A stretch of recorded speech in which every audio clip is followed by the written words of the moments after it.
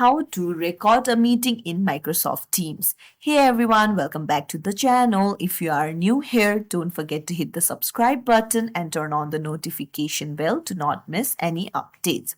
In this video, I'll show you how to record a meeting in Microsoft Teams so you can watch it later or share it with others. So first join the Microsoft Teams meeting, and then once the meeting has started, on the meeting toolbar at the top you can see more. Just tap on it, and then you can see record and transcribe. Tap on it and then tap on start recording. So you can choose the spoken language and then hit confirm, and Microsoft Teams will notify all participants that the meeting is being recorded, so everyone in the meeting will be well aware. While the meeting is being recorded, you will see a recording indicator on the screen on the top left.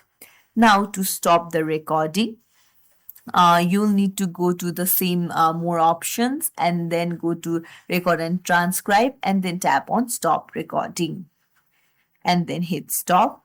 Now, after the meeting, Microsoft Teams saves the recording automatically. You can find the recording link in the meeting chat or in the channel where the meeting was held.